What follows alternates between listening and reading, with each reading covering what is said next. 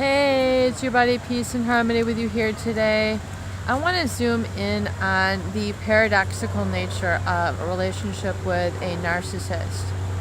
Whether the narcissist is a coworker, a sibling, a parent, a neighbor, you can encounter these types really in all facets of your life.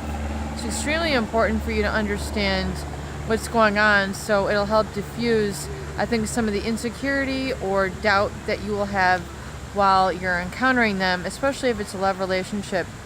You don't want to waste a lot of time, being with someone who is not going to be good for you or right for you, and basically not be there for you in the long run, so that you end up feeling regret and heartbreak.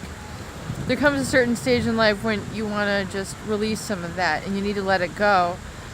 If you want a big relationship, you want someone you can count on to do the important things in life with, travel, experience life together, have a home together, have a family together, and you think you're putting your hopes on the wrong person, you're a ladder up the wrong tree, then you better be cautious. You better learn about these personality types so you don't get mixed up. And, as they say, better safe than sorry. Well, that very much holds true if you're learning about the narcissist type of person. And what I want to zoom in today is the advent and the experience of the paradoxical nature of the narcissist. A paradox means contradictory. It's a paradox meaning it's two simultaneously occurring, good and bad, push and pull, hold back and release simultaneously. So it's contradictory. It kind of cancels itself out. And so there's a paradoxical nature in a lot of the statements that the narcissist will bring about and basically precipitate in your relationship. A paradox such as, tell me how your day was, and then they won't listen. Well, tell me what's going on at your work, and then they don't remember a single detail.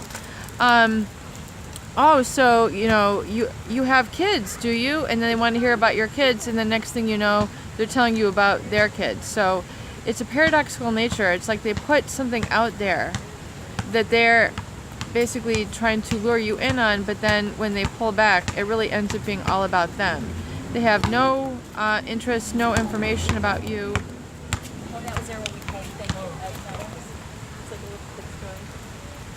They have really no recollection, no memory.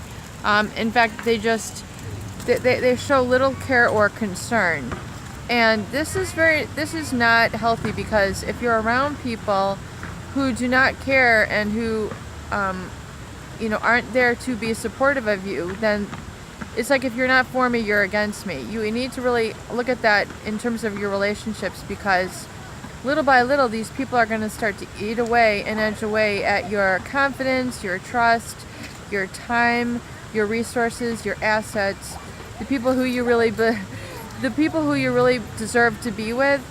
In fact, it might be a very huge lesson learned for you. You might realize that the type of people who you've been associating with, that very type of person might not be who is best for you to be around in the long run. The people who go running around at bars or certain clubs or certain organizations that are not good types of people. If you find that you're meeting these types of people at certain specific places or locations, or it's a crowd that you're hanging with, and it's just nothing but trouble, then you might want to really look and ask yourself and evaluate yourself.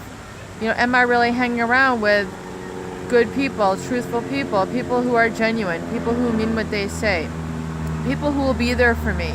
If I had an emergency, is this someone who I could actually call on and they would actually be there for me? If I were to have a health event, would this person, care enough to come and visit me in the hospital? If something were to happen in a crisis in my family, would this person be able to listen to me and hear about the tragedy that was going on? Would they be able to understand? Would they listen? Would they be there to support me the way that I'm supporting of them? Is the relationship reciprocal? Am I getting back what I am giving? So it's very important, because oftentimes people go through life without that reciprocity, without that sort of support. They're giving of that support. They're giving a genuine side of them, but they're not receiving it. They're taking a junk relationship when they should be having a quality relationship. So if you find that you're surrounded with a lot of junkies or narcissist type people, narcissistic junkies, you know, you might need to extract yourself from the crowd. You might need to say, you know what, I can't do that anymore. I can't be with them. It's been a good run. Hasta la vista, sayonara. You know, I need some quality. I need some genuine people. I need to be able to have people in my life who are realistic, who are real, who are genuine, who like to do real, genuine things, and who aren't going to talk behind my back, smear campaign me, and violate my trust. That's not what life is about in the long run. You're not going to wish that you had hung around with more narcissists. You know, it just, if anything, use it to propel you moving forward to enjoy life to the fullest. Peace and harmony with you here today. I hope these videos help. Please do share. Please subscribe for more great tools, videos, discussion, and support.